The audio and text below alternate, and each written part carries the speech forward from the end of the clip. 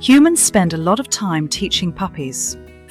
Fair enough, puppies have much to learn.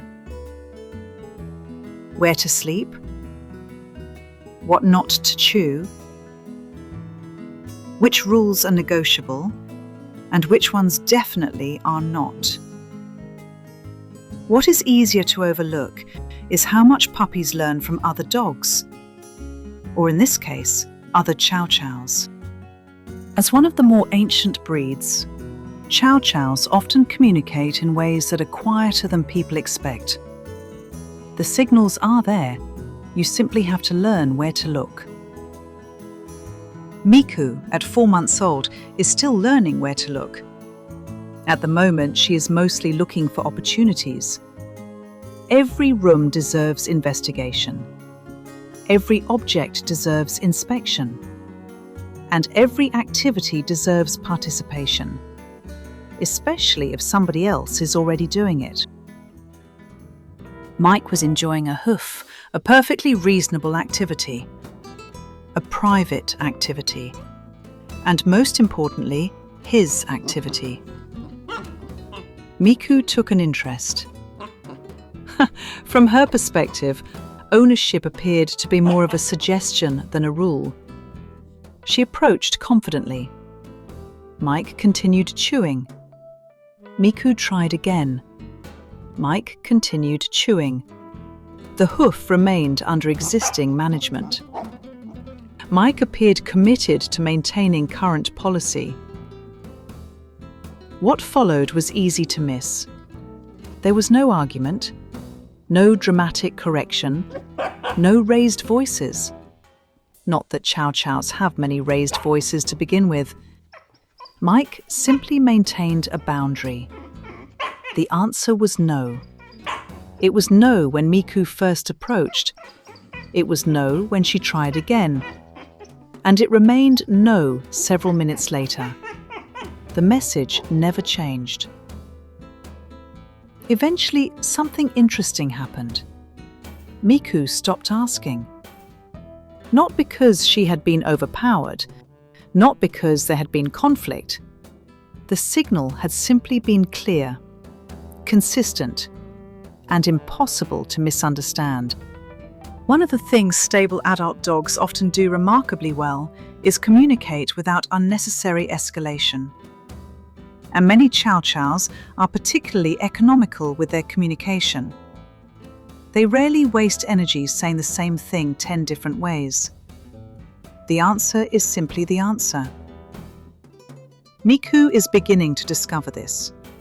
Whether she approves of it remains unclear. Further negotiations are expected. Of course, Mike is not the only teacher in the household. Every adult seems to have their own curriculum. Nkiru's lessons are generally enthusiastic. If Miku would like to investigate something questionable, Nkiru is often willing to provide encouragement. If Miku would like to run, Nkiru has already left. Together they possess a level of optimism that occasionally exceeds planning.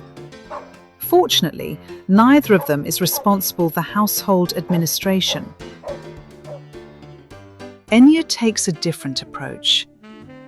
Enya values order, predictability, and a certain level of professionalism.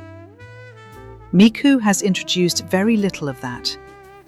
As a result, Enya spends a surprising amount of time offering feedback. A sigh, a huff, a carefully delivered look. The language is subtle, the meaning is not. Miku continues her education. What is fascinating about puppies is that people often focus on what they are learning from humans, and that's important. But puppies are also learning something else. How dogs communicate, how boundaries work, how disagreements are resolved, how personal space is negotiated, and how social groups function. The lessons are happening all the time. Mike teaches patience.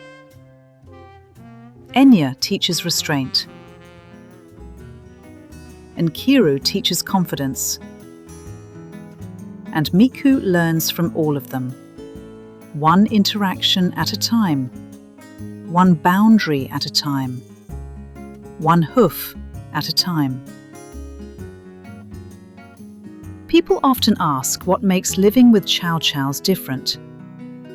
Part of the answer may be that they encourage observation. Many of their signals are easy to miss. Many of their conversations happen quietly, but they are happening nonetheless. And if we pay attention, they can teach us a great deal about how dogs learn from one another. The signals are there.